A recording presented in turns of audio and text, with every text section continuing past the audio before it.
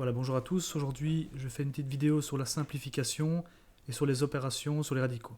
Alors, je vais commencer par la définition d'une racine carrée. La racine carrée d'un nombre a se note racine de a et c'est le nombre positif dont le carré vaut a. Alors, j'ai fait un petit schéma ici pour qu'on y voit un tout petit peu plus clair. Donc, je pars du nombre ici 4. J'ai pris un exemple simple. Je prends la racine carrée, j'obtiens 2. Pourquoi? Parce que c'est le nombre positif. 2 est le nombre positif dont le carré vaut 4. Donc, racine carrée de 4 égale 2 parce que 2 au carré égale 4.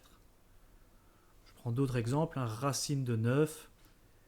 Racine de 9 égale 3 car 3 au carré égale à 9. Donc la racine carrée de 9, c'est le nombre dont le carré vaut 9, c'est-à-dire 3. Je prends bien le nombre positif parce que moins 3 au carré donne aussi 9, mais une racine carrée, c'est toujours un nombre positif.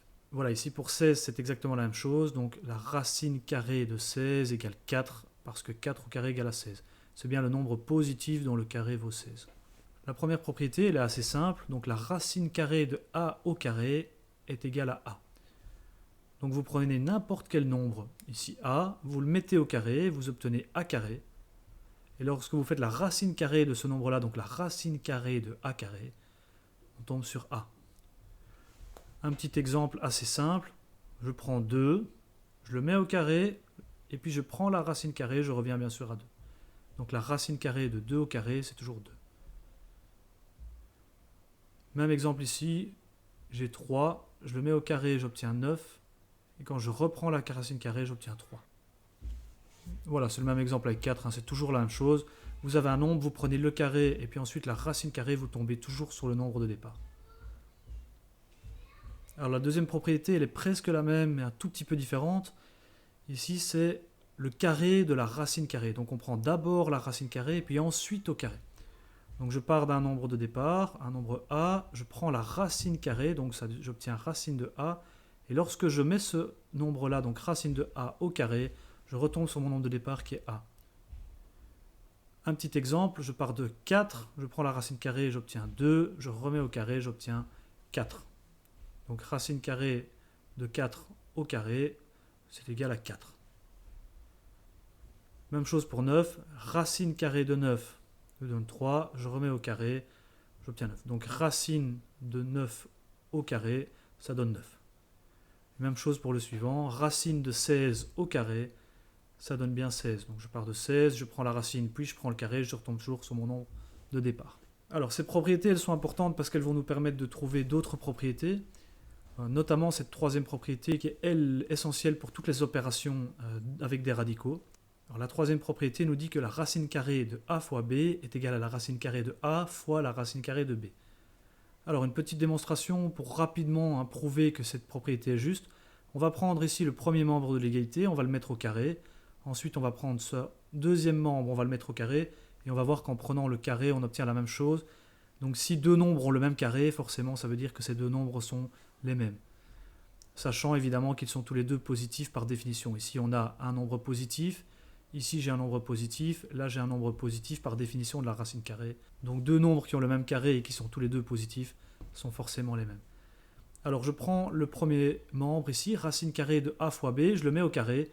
Donc j'ai la racine carrée de a fois b au carré. Donc on l'a vu précédemment, quand on a un produit a fois b et qu'on prend la racine carrée puis qu'on met au carré, on revient évidemment au nombre de départ, ou ici au produit de départ. Donc racine carrée de a fois b au carré, ça donne a fois b. Pour le deuxième membre, c'est un petit peu plus complexe. Donc je vais prendre le carré de racine de a fois racine de b. Je l'écris comme ceci, je dois bien mettre des parenthèses parce que c'est le carré de tout ça. Alors je prends la définition du carré.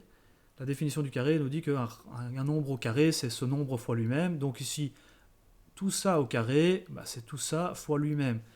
Donc on a bien racine de a fois racine carrée de a fois racine carrée de b, le tout multiplié par lui-même, donc racine carrée de a fois racine carrée de b.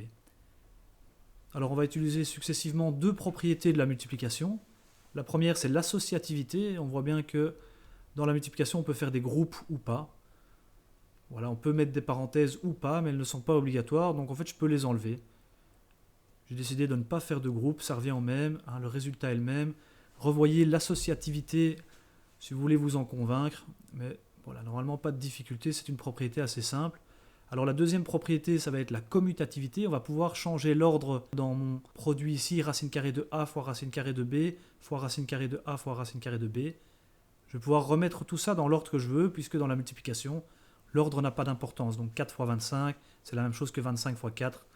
On peut s'en convaincre assez facilement. Voilà, lorsque je réorganise un petit peu l'ordre des facteurs, j'obtiens ici racine de a fois racine de a, fois racine de b, fois racine de b. Ces deux-ci, donc racine de a fois racine de a, je peux les mettre ensemble et réécrire ça racine de a au carré, et racine de b fois racine de b, je peux mettre ça ensemble, et ça donne racine de b au carré. Donc ces deux-ci vont donner racine de a au carré, et ces deux-ci, racine de b au carré.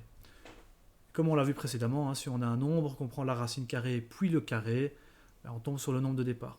Et donc je simplifie, j'obtiens a fois b. On voit bien que ici j'obtiens a fois b, ici j'obtiens a fois b.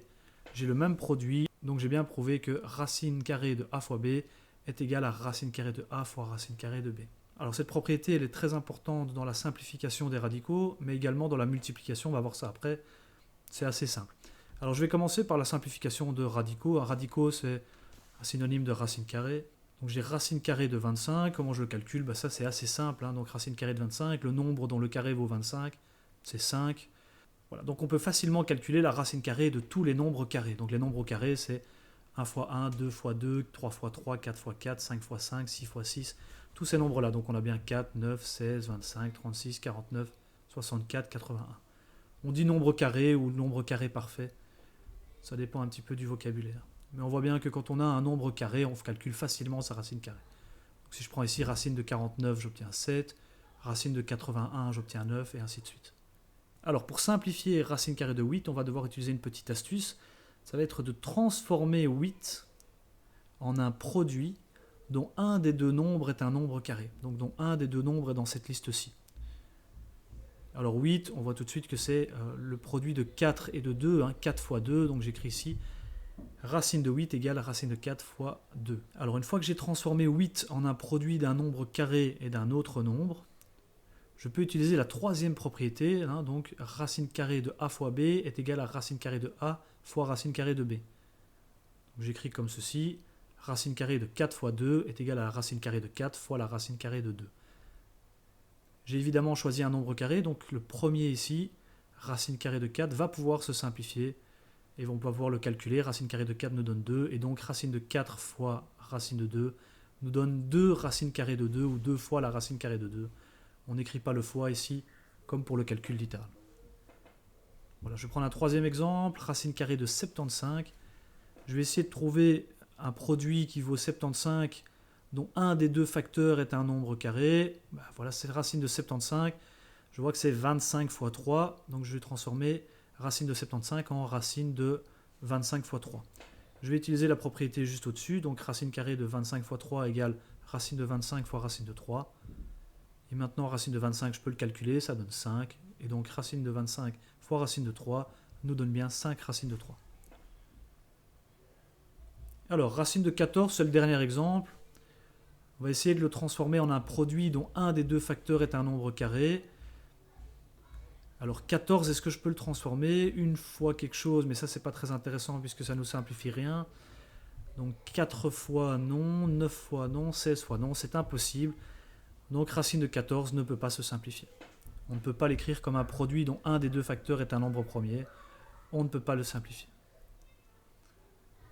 On ne peut pas l'écrire comme un produit dont un des deux facteurs est un nombre carré, donc on ne peut pas le simplifier.